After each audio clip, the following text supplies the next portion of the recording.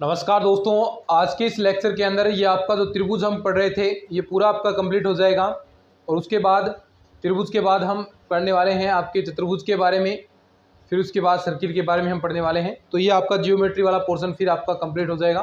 थोड़ा मोटा और कुछ आयत वगैरह के बारे में भी हम थोड़ा इसी के अंदर साथ में चतुर्भुज के अंदर ही पढ़ लेंगे कि वर्ग और आयत के बारे में भी। तो ये आपका जियोमेट्री वाला पोर्शन आपका कंप्लीट हो जाएगा। फिर इसके क्षेत्रमिति के बारे में बात करेंगे। फिर जो रीड के और सेकंड ग्रेड के अंदर जो कॉमन पार्ट था वो आपका कंप्लीट हो जाएगा। तो चलिए अब हम स्टार्ट करते हैं। आज ये इसकी लास्ट क्लास है त्रिभुज की, त्रिभुज आपका फिर कंप्लीट हो जाएगा। देखिए आगे आता है टॉपिक का नाम, हमने त्रिभुज की सर्वांग समता के बारे में पढ़ लिया था। त्रिभुज की सर्वांग समता के हमने नियम भी पढ़े थे कि पहले डेफिनेशन तो पढ़ी थी कि ऐसा त्रिभुज दो त्रिभुज आप ले रहे हैं तो पहला त्रिभुज दूसरे त्रिभुज को, दूसरा त्रिभुज पहले त्रिभुज को अगर पूर्णतः ढक ले तो वो दोनों त्रिभुज आपस में क्या कहलाएंगे, क्या कहलाते थे? सर्वांगसम त्रिभुज कहलाते थे। उसके हमने नियम भी पढ़े, भुजा भुजा नियम, तीन भुजाएं अगर बराबर हों, भुजा कोण भुजा नियम, कोण कोण भुजा नियम। तो इस प्रकार के बहुत सारे आपके रूल पढ़े थे, समकोण कर्ण भुजा नियम। तो ये 4-5 हमने रूल पढ़े, कुछ क्वेश्चंस भी हमने अच्छे तरीके से किए पूरे कंसेप्ट को क्लियर करने के लिए। तो मेरे ख्याल से आपको पूरा अच्छे से कंसेप्ट क्लियर हो चुका होगा और कुछ प्रैक्टिस भी आपको करनी है। और देखिए कई दोस्तों के कमेंट्स आ रहे हैं, एक दो कमेंट्स लगातार आ रहे हैं कि सर सिलेबस कब तक हमारा कंप्लीट होगा। तो मैं बार बार यही आपको बताता हूँ भी सिलेबस मुझे करवाना है, मैं पूरा बिल्कुल प्रॉपर वे से आपको सिलेबस करवा रहा हूँ अच्छे तरीके से। एक भी अगर आप पूरा कई बार ये भी कमेंट आ रहे हैं कि सर क्या हमने कोई भी कोर्स वगैरह नहीं ले रखा है, हम आप पर ही निर्भर हैं, क्या आप हमें सेकेंड ग्रेड लेवल का करवा रहे हो? अरे तो आप पहले क्लास देख लो, फिर उसके बाद जो सेकंड ग्रेड के अंदर जो क्वेश्चन आए हैं वो प्रीवियस ईयर पेपर के अंदर देख लो। अगर आपको क्वेश्चन आते हैं तो मैं सही पढ़ा रहा हूँ, अगर नहीं आते हैं तो मैं देखिए नहीं पढ़ा रहा हूँ सही, इतनी सी तो बात है। तो मैंने बार बार यही कहता हूँ कि मैं बीएससी वाला पोर्शन करवा रहा हूँ, तो उस वक्त आप बीएससी में जो सेकंड ग्रेड के पेपर उठा कर देख लो, उनमें क्वेश्चन अगर आपको सारे आते हैं या कोई एक दो क्वेश्चन नहीं आए तो उसकी अलग बात होती है, लेकिन लगभग मैक्सिमम क्वेश्चन अगर आपको आ रहे हैं जो मैंने पढ़ाए हैं उससे, तो चीज़ें आपको समझ आना चाहिए कि हाँ हमें अच्छे जो हमारे लेवल की चीज़ें हो रही हैं। अगर समझ में नहीं आ रहा है तो आपको अलग बात है। बाकी मैं मेरा ओर से और जो भी सेकंड ग्रेड के अंदर सिलेबस के अकॉर्डिंग है वो चीज़ें आपको पूरी कंप्लीट करवा रहा हूँ। अब कई दोस्त ऐसे भी एक कमेंट्स आ रहा था कि टाइमिंग को लेकर कि टाइमिंग सर कम रखते हैं, तो टाइमिंग कम कैसे है? यानी कई बार क्लासेज छोटी हो जाती हैं, बाकी 35-40 मिनट की क्लास तो ऑन एवरेज आती है, कई बार 45 मिनट की क्लास आती है और 2 क्लास रोजाना होती है। तो रोजाना मैं 1-1.5 घंटा तो आपको रोजाना पढ़ा रहा हूँ ना। तो कई आप वैसे कोचिंग वगैरह किससे तुलना करते हैं कि सर 3 घंटे की वहाँ पर क्लास होती है, तो देखिए 1.5 घंटे तो मैं आपको रोज़ाना मैं भी आपको पढ़ा रहा हूँ। और एक तो कोचिंग में और एक आप यहाँ पर पढ़ रहे हैं तो उससे बहुत ज़्यादा फ़र्क हो जाएगा, क्योंकि अगर आपके सामने स्टूडेंट्स हैं तो आप उसमें टाइम आपका निश्चित तौर पर जाएगा, और आपके सामने मोबाइल में आप देख पा रहे हैं तो उसमें टाइम नहीं जाएगा बिल्कुल भी, क्योंकि पूरा फोकस उसमें पढ़ाने पर ही रहेगा। तो जो आप 1 घंटे के अंदर पढ़ रहे हैं वो यहाँ पर 30-40 मिनट के अंदर पढ़ाया जा सकता है आराम से। तो आपको चिंता करने की जरूरत नहीं है बिल्कुल भी। जो चीज़ पढ़वा रहा हूँ मैं प्रॉपर वे से चीज़ें आपको पढ़वा रहा हूँ। बस आपको मैंने शुरुआत से ही कहा था, जिस दिन क्लास मैंने पहली क्लास डाली थी और आज मैं लगभग 350 क्लास के आसपास या उससे ज़्यादा भी हो गई होगी मैथ्स की, इतनी क्लासेज यूट्यूब पर मैंने डाली हैं। तो ये कोई छोटा मोटा काम नहीं है। आज तक कोई 20 क्लास ही नहीं डाल पाया सेकंड ग्रेड नाम की, और आप देख सकते हैं, आपने चैनल देखे होंगे तभी हमें इतना अच्छा बेहतरीन रिस्पॉन्स मिल रहा है लगातार क्लासेस पर। देखिए मैथ्स के अंदर स्टूडेंट्स अलग सेकंड ग्रेड के अंदर कमी होते हैं, लगभग 80-90 हज़ार स्टूडेंट हैं, उनमें से ही हमारे पास 20-25 हज़ार देखिए पहली क्लास है उस पर इतने व्यूज़ आए हैं। तो वो चीज़ें देखिए कंटिन्यू स्टूडेंट्स जुड़ रहे हैं, क्यों? क्योंकि और मैटर आपको करवा नहीं रहे तो आपको सही चीज़ें मिल नहीं रही होंगी। तो जो मैं करवा रहा हूँ वो बेहतरीन तरीके से आपको, मैंने पहले ही कहा था कि मैं आपको पूरा सेकंड ग्रेड के अकॉर्डिंग ही चीज़ें आपको करवाऊँगा। तो मैं आपको मेरी ओर से भी पूरी मेहनत मैं आपके लिए कर रहा हूँ, और मेहनत आपको दिख भी रही है। देखो कितनी क्लासेस मैंने डाली हैं, कोई आज तक डाल पाया क्या? उसमें आपके लिए टेस्ट सीरीज़ भी उसमें आपके लिए मैंने डाली थी कुछ टॉपिक्स। अब आपके लिए जैसे सिलेबस कंप्लीट होगा तो रिविजन भी मैं आपको कराऊंगा। कोई रिविजन करवाता है क्या? कोचिंग के अंदर भी आप फीस देकर भी रिविजन नहीं करोगे, मैं यूट्यूब पर आपको पूरा कोर्स रिवाइज करवाऊंगा दोबारा, क्योंकि रिविजन में टाइम नहीं लगा, क्योंकि हमने क्लास पढ़ लिया तो रिविजन तो आपका फटाफट होगा, चीज़ें जो आपको याद करनी है वो करवाऊंगा। तो थोड़ा सा विश्वास तो करो यार। तो थोड़ा सा विश्वास करने की ज़रूरत है आपको, और विश्वास करेंगे तो निश्चित तौर पर मैं कह सकता हूँ कि आप एक अच्छी तैयारी कर रहे हैं। तो मेरे ख्याल से अब आप समझ चुके होंगे चीज़ें। अब हम स्टार्ट करते हैं, ठीक है। तो थोड़ा सा विश्वास आपको करना पड़ेगा भाई। त्रिभुज की समरूपता,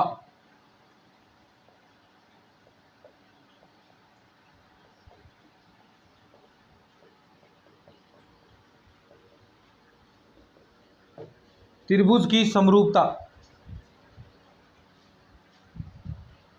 देखिए समरूप का अर्थ क्या होगा, यानी बिल्कुल जो आप ले रहे हैं कोई त्रिभुज है सेम टू सेम उसके जैसा रूप होना चाहिए, यानी उसका क्षेत्रफल बराबर ना हो, चाहे उसका परिमाप बराबर ना हो। दो त्रिभुज आप ले रहे हैं, ऐसे कोई भी त्रिभुज ले सकते हैं भैया आप, ए बी सी, कोई भी त्रिभुज ले लीजिए, पी क्यू आर, या और कोई भी आप मान सकते हैं। तो यानी ये समरूप त्रिभुज होंगे आपके। इनमें क्या होता है कि इनके क्षेत्रफल है, इनका परिमाप है, वो बराबर नहीं हो, लेकिन रूप इनका एक जैसा होना चाहिए। अगर वैसा रूप कोई डिफाइन करता है तो वो समरूप त्रिभुज आपके कहलाते हैं।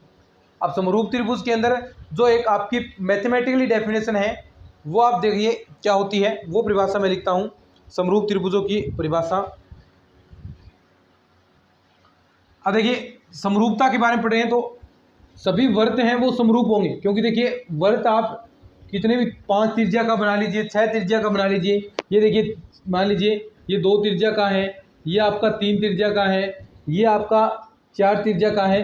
तो ये सारे के सारे क्या है, रूप तो इनका एक जैसा ही है, क्योंकि सर्किल है तो सारे के सारे रूप तो इनका एक जैसा ही रहेगा, चाहे आप कुछ भी त्रिज्या ले सकते हैं। ऐसे आप वर्ग ले लीजिए, कितनी भी लंबाई का ले लीजिए, रूप तो आपका एक जैसा ही रहेगा। मान लीजिए आप इतना ये ले रहे हैं, कोई सा भी थोड़ी लेंथ आपने ज़्यादा ले ली, तो कोई सी भी लेंथ ले लें, आपका ये वर्ग है, ये भी क्या होंगे, समरूप त्रिभुज होंगे। तो आप लाइन लिख सकते हैं कि जो आपके सभी वर्त हैं, सभी वर्त यानी सभी सर्किल क्या होते हैं, समरूप त्रिभुज होते हैं। सभी सर्किल समरूप समरूप त्रिभुज नहीं, समरूप होते हैं। त्रिभुज की बात तो अलग हम करेंगे। सभी वर्ग हैं वो क्या होते हैं, समरूप होते हैं भाई। सभी वर्ग, ये लाइन आपको लिखनी है, सभी वर्ग समरूप होते हैं। एक लाइन आप लिख सकते हैं, सभी वर्त हैं, सभी त्रिज्या के वर्त लिख सकते हैं, सभी वर्त समरूप होते हैं।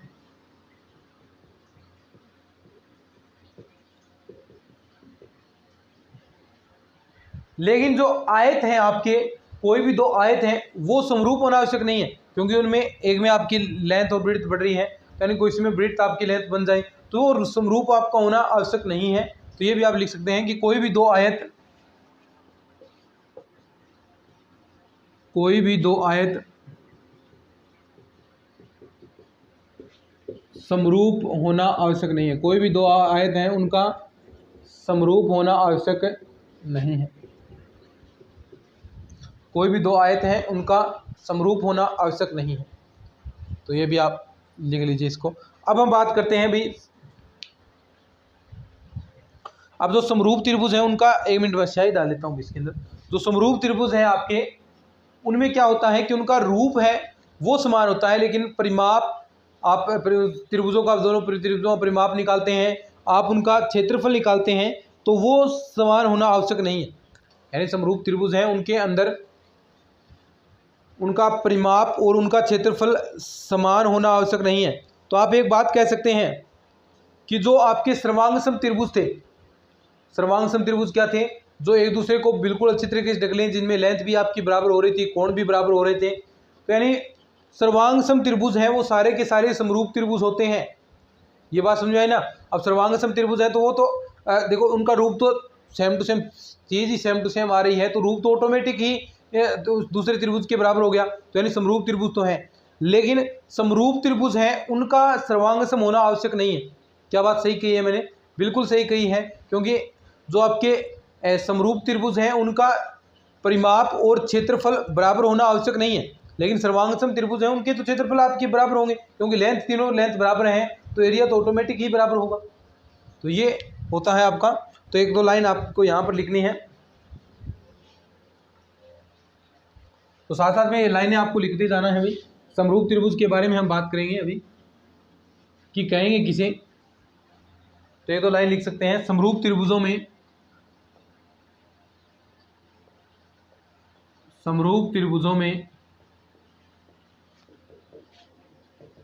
समरूप त्रिभुजों में या समरूप त्रिभुजों का जो स्वरूप है, समरूप त्रिभुज है उनका रूप समान होता है, लेकिन उनका जो क्षेत्रफल है, परिमाण है, वो बराबर नहीं होगा। तो समरूप त्रिभुजों का क्षेत्रफल वह परिमाप समान नहीं होगा, लेकिन क्या समान होगा, रूप का रूप समान होता है, लेकिन उनका क्षेत्रफल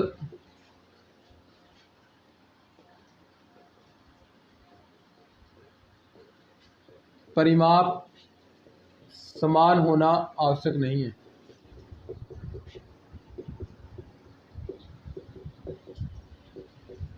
कि उनका जो क्षेत्रफल है और जो परिमाप है वो समान होना आवश्यक नहीं है। तो ये है भाई समरूप त्रिभुजों की डेफिनेशन। अब समरूप त्रिभुजों की एक मैथमेटिकल डेफिनेशन हम पढ़ने वाले हैं कि दो त्रिभुज हैं वो आपके समरूप होंगे। दो त्रिभुज समरूप होंगे यदि दो त्रिभुज आपके समरूप होंगे यदि कब होंगे देखना, एक तो जो संगत भुजाएं हैं वो आपकी समानुपाती हो, संगत भुजाएं समानुपाती, ये हमने रूल पढ़े हैं ना छोटी क्लासों में। संगत भुजाएं बिल्कुल सिंपल है भाई, संगत भुजाएं समानुपाती हो, संगत भुजाएं समानुपाती, और जो इनके कोण हैं वो बराबर हो, संगत कोण, संगत कोण क्या हो, बराबर हो, संगत कोण बराबर हो, और जो आपके संगत भुजाएं हैं वो समानुपाती हों। अगर संगत भुजाएं समान अनुपात में हैं तो ऐसे जो त्रिभुज हैं आपके क्या कहलाते हैं, समरूप त्रिभुज कहलाते हैं। तो अभी देखिए, ये मान लीजिए आपके पास दो त्रिभुज हैं A B C P Q R, A B C P Q R. अब ये दोनों त्रिभुज समरूप त्रिभुज कहलाएंगे, कब कहलाएंगे, जब इनकी संगत भुजाएं समान अनुपात में हो, यानी A B upon P Q बराबर हो आपका A C upon P R बराबर हो B C upon Q R, यानी इनका अनुपात अगर समान है तो ये समरूप त्रिभुज कहलाएंगे। यानी A B upon P Q, जो A B upon P Q यानी संगत भुजाओं का आप अनुपात निकाल रहे हैं वो बराबर होना चाहिए भाई, B C upon Q R, B C upon Q R बराबर होना चाहिए, B C upon Q R आ गया बराबर A C upon P R, और साथ साथ में संगत कोण है वो भी आपकी क्या होने चाहिए, इक्वल होने चाहिए। संगत कोण यानी संगत कोण का मतलब कोण ए बराबर कोण पी होना चाहिए, कोण बी बराबर कोण क्यू, कोण सी बराबर कोण आर होना चाहिए। तो ये संगत कोण भी आपके क्या होंगे, बराबर होंगे। तो कोण ए बराबर कोण पी होगा, कोण बी बराबर कोण क्यू होगा, तथा कोण सी बराबर कोण आर होगा। तो ये आपकी डेफिनेशन हो गई, किसकी डेफिनेशन हो गई, ये दो त्रिभुजों के समरूप होने की। दो त्रिभुज, दो ट्राइंगल आपके समरूप त्रिभुज कहलाएंगे यदि वो इस तरह, देखिए ये इंपॉर्टेंट है भाई कि संगत भुजाएं समानुपाती हों, संगत कोण भी हैं वो भी आपकी क्या हों, बराबर हों। तो संगत भुजाएं समानुपाती हैं, संगत कोण क्या है भाई, इक्वल है, तो ये ऐसी त्रिभुज आपकी क्या कहलाएंगे, समरूप त्रिभुज कहलाएंगे। फटाफट लिख लो, फिर आगे बढ़ते हैं समरूप त्रिभुजों के नियम। फिर एक नोट लगाकर लाइन भी लिख लेना आप, एक नोट लगाकर लाइन भी लिख लेना समरूप त्रिभुजों से रिलेटेड। जो अभी मैंने आपको बताई थी कि सभी जो सर्वांगसम त्रिभुज हैं वो समरूप होंगे, लेकिन समरूप त्रिभुजों का सर्वांगसम होना आवश्यक नहीं है। तो ये नोट लगाकर आप लाइन लिख लेना, काम की लाइन है ये, ठीक है, ये लिख लिया होगा। फिर आगे इसके नियम पढ़ते हैं कि कौन कौन से इसके नियम होंगे जिनसे आप प्रूफ कर सकते हैं कि वो त्रिभुज आपके समरूप त्रिभुज हैं। तो उसके बारे में भी हम बात करने वाले हैं।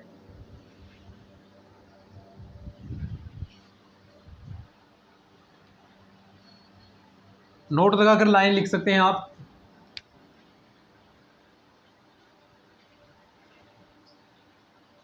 नोट लगाकर लाइन लिख सकते हैं कि सभी सर्वांगसम त्रिभुज, सभी सर्वांगसम त्रिभुज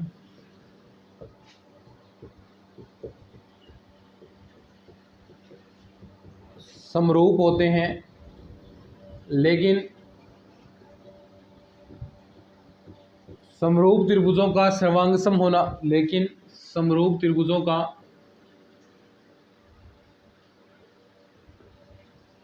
सर्वांग सम होना आवश्यक नहीं है। बोलो क्यों नहीं आवश्यक है? अभी मैंने बता दिया, अभी मैंने आपको समझाया था भाई ये नियम कि जो सर्वांग सम त्रिभुज हैं वो समरूप हो सकते हैं। क्यों? क्योंकि सर्वांग सम त्रिभुज की डेफिनेशन आपको पता है क्या होती है, और ऐसे ही समरूप त्रिभुज की डेफिनेशन पता है। तो ये लिख लीजिए, फिर इसके रूल पढ़ते हैं, त्रिभुजों की समरूपता के नियम, लिख लो इसको।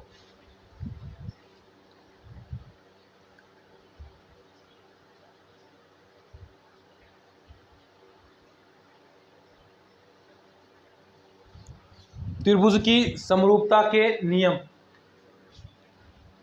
चलिए इनके बारे में हम बात करते हैं। त्रिभुज की समरूपता के नियम,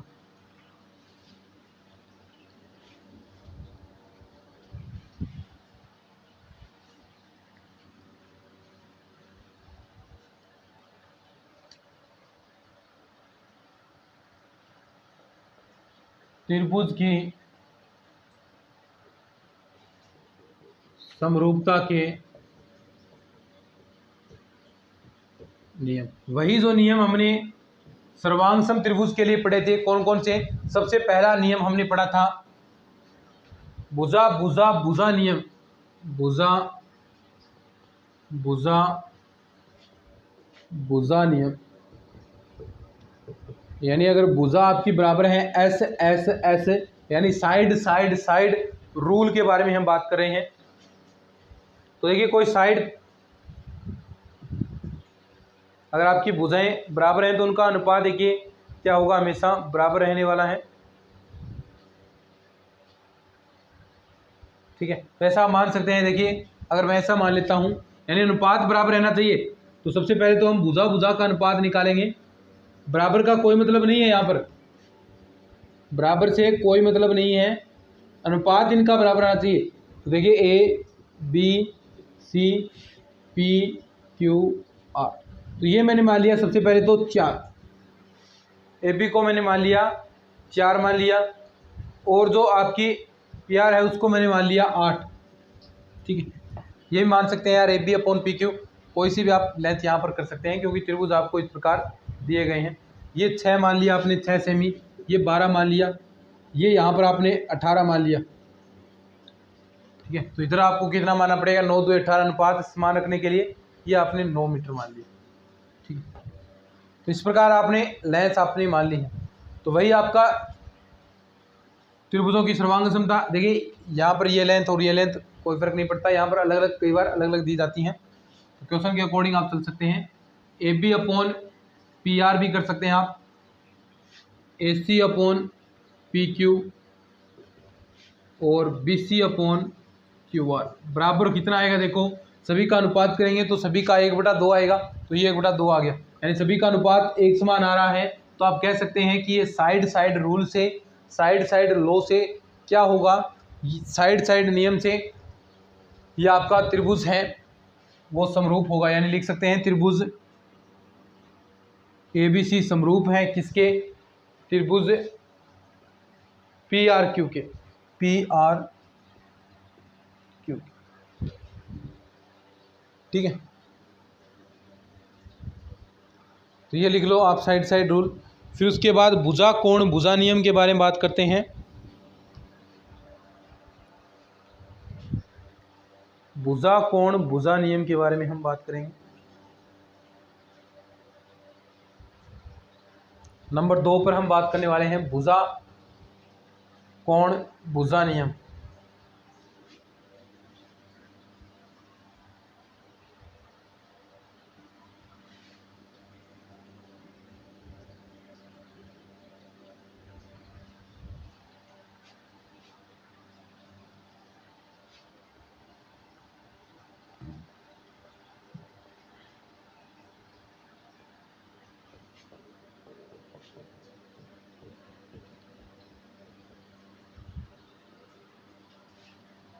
भुजा कोण भुजा नियम, यानी तो दो भुजाएं आपकी समान अनुपात में और एक उनका जो इनके मध्य 2 भुजाएं जो आपकी समान अनुपात में है उनके मध्य का कोण, दोनों में संगत कोण वही होगा, उन दोनों के मध्य का कोण बराबर हो। जैसे हमने मान लिया, ये देखो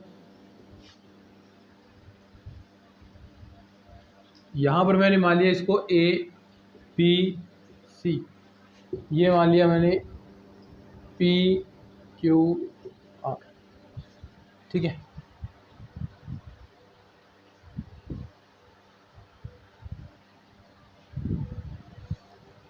ठीक है, वैसे ये रूल यही होगा भाई, F B upon P Q होगा। थोड़ा सा उस क्वेश्चन के अंदर करेक्शन कर लेना। तो देखिए यहाँ पर हम लेंथ मानते हैं, ये मैंने मान लिया 2, ये मान लिया 6 मैंने, ये मान लिया 3, ये मान लिया 9, और यहाँ पर इनके मध्य जो कोण है मान लिया मैंने 55 डिग्री है, और यहाँ भी मैंने मान लिया 55 डिग्री। अब ये दोनों त्रिभुज आपके समरूप त्रिभुज कहलाएंगे, ये दोनों त्रिभुज आपके समरूप त्रिभुज कहलाएंगे। क्या रूल है? भुजा कोण भुजा नियम, यानी दो संगत कोण, एक तो आपका कोण बराबर हो, कोण बी बराबर कोण क्यू है बराबर 55 डिग्री है। दूसरा आपकी दोनों भुजाओं का जो अनुपात है, दोनों देखो यहाँ पर इसमें ये इसका अनुपात, इसमें इसका अनुपात, दोनों का अनुपात बराबर आना चाहिए। तो यही आपके पास आ रहा है, देखिए A B upon P Q बराबर B C upon Q R, और बराबर कितना आ रहा है उसके 1/3। तो ये कह सकते हैं आप इस रूल से क्या होगा, भुजा कोण भुजा नियम से त्रिभुज ए बी सी आपका समरूप होगा त्रिभुज पी क्यू आर, ठीक है। तो ये इसके बराबर, ऐसा ही आपका कोण कोण नियम है। नेक्स्ट है आपका कोण कोण, अगर तीनों ही आपके जो संगत कोण हैं वो बराबर हो, तीनों ही संगत कोण अगर आपके बराबर हैं तो आप कह सकते हैं, तो ये पहले भी मैं आपको बता चुका हूँ कोण कोण नियम कैसे होगा, यानी जो संगत कोण है वो आपके बराबर होने चाहिए, ठीक है। तो ये तो कोई ज़्यादा इम्पोर्टेंट नहीं कोण कोण नियम वाला।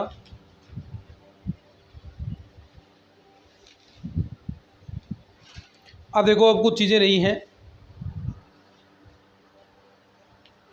अब जो समरूप त्रिभुज है, मान लीजिए आपके पास कोई दो त्रिभुज समरूप हैं, अभी कंसेप्ट को समझते हैं इस चीज़ के हम। ये दो आपके पास कोई समरूप त्रिभुज हैं, उस कंसेप्ट को हम क्लियर करते हैं।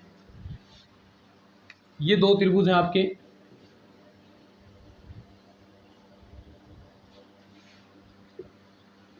जो डेफिनेशन कहते हैं उसके बारे में बात करते हैं। तो यानी एक तो देखिए यहाँ पर आपका परपेंडिकुलर लंब खींचा जाएगा, ये क्या है, लंब आ गया 90 डिग्री, जो हम लंब डालते हैं ना शीर्षों से। और एक आपकी मादिका, मादिका क्या करती है, 2 बराबर भागों में बांटती है, त्रिभुज को 2 बराबर भागों में बांटती है, और ये आपकी भुजा होगी ए बी सी। ऐसा ही त्रिभुज पी क्यू आर के अंदर होगा, यहाँ से आपने 90 डिग्री डाला, यहाँ से आपने कहा कि ये आपकी मादिका है, यहाँ से इधर से 90 डिग्री डाला और यहाँ से आपकी मादिका है। तो एक तो मादिका हो गई और एक आपका लंब हो गया और आपकी भुजाएं हो गई। तो जो त्रिभुज का क्षेत्रफल है, त्रिभुज का जो क्षेत्रफल है वो आप कह सकते हैं दोनों त्रिभुजों का, देखो दोनों त्रिभुजों का अनुपात करेंगे तो त्रिभुज का जो क्षेत्रफल है वो इनकी संगत भुजाएं हो गई, ये तीनों भुजाएं। मादिका लंब, मादिका लंब, मादिका और लंब के वर्ग के समानुपाती होता है, ये कंसेप्ट है। यानी कंसेप्ट क्या है, वर्ग के समानुपाती होता है, शीर्ष लंब कह सकते हैं की बात है। यानी समरूप त्रिभुजों का क्षेत्रफल, समरूप त्रिभुजों का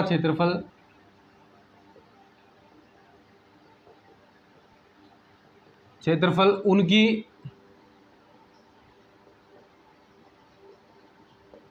संगत भुजाओं शीर्ष लंब तथा मादिकाओं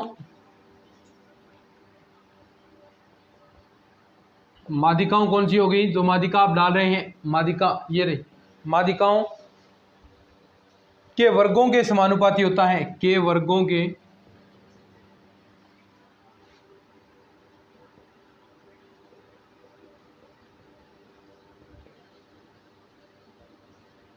वर्गों के समानुपाती होता है। यानी आप लिख सकते हैं त्रिभुज ABC का क्षेत्रफल, त्रिभुज ABC का क्षेत्रफल अपॉन त्रिभुज PQR का क्षेत्रफल बराबर होगा किसके, देखो इनकी संगत भुजाओं के वर्गों के। तो संगत भुजा इसकी क्या है, AB, संगत भुजा इसकी AB है, अपॉन AB अपॉन यहाँ से PQ, AB अपॉन PQ की स्क्वायर, ऐसे ही इक्वल किसके होगा, संगत सभी संगत भुजाएं AC अपॉन PR की स्क्वायर, ऐसे ये भुजा हो रहेगी बराबर BC अपॉन QR की स्क्वायर, और बराबर इनके, मैंने कहा कि इनके माध्यिकाओं के भी बराबर होगा, माध्यिकाओं के भी स्क्वायर के बराबर होगा। तो माध्यिका क्या होगी इसकी, देखो ये मान लेते हैं हम AD मान लिया, E मान लिया, इसको F मान लिया, इसको G मान लिया।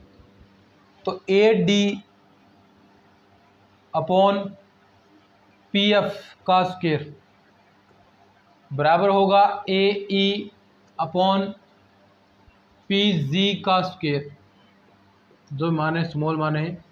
तो यानी आप कह सकते हैं, यहाँ से ये क्वेश्चन आपको दिख में आ गया होगा ध्यान में कि कैसे इसका क्षेत्रफल बराबर होगा। कंसेप्ट सीधा सा है कि आप समरूप त्रिभुज ले रहे हैं, उनके अंदर कोई आप शीर्षलंब डाल रहे हैं, कोई आप वहाँ पर माध्यिका खींच रहे हैं, तो जो समरूप त्रिभुजों का क्षेत्रफल है वो इनकी संगत भुजाओं तथा जो आपकी शीर्षलंब है तथा जो माध्यिकाएँ हैं उनके वर्गों के समानुपाती होता है, बराबर नहीं होता, वर्गों के समानुपाती होता है। तो ये आप कंसेप्ट उतार लीजिए, और यही मैंने आपको समझाने का प्रयास किया है। फिर एक क्वेश्चन और करते हैं भाई,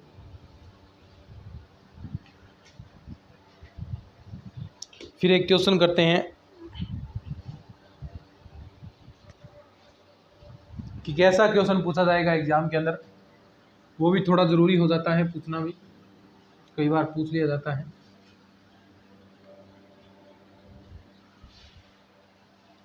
तो वो भी करना ज़रूरी है।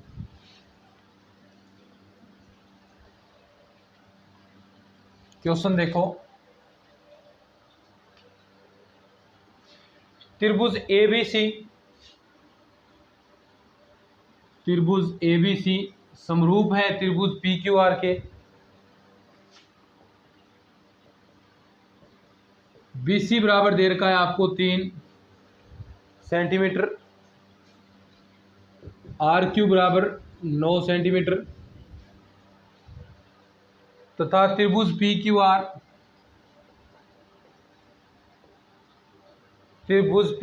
का क्षेत्रफल 24 वर्ग मीटर।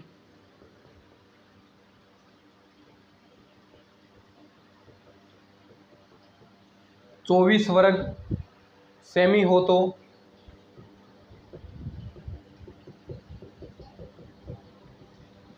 त्रिभुज ABC का क्षेत्रफल होगा, त्रिभुज ABC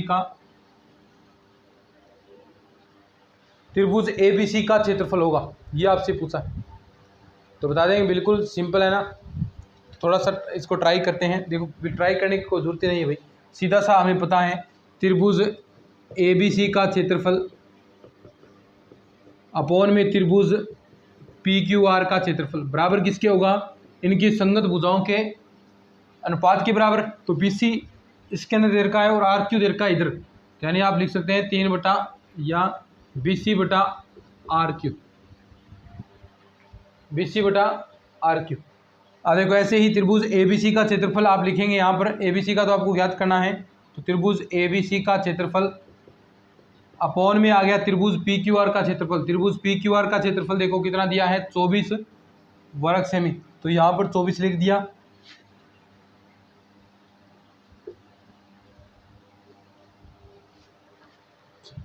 ठीक है, तो अब देखो आगे आप इधर गुणा करवा सकते हैं,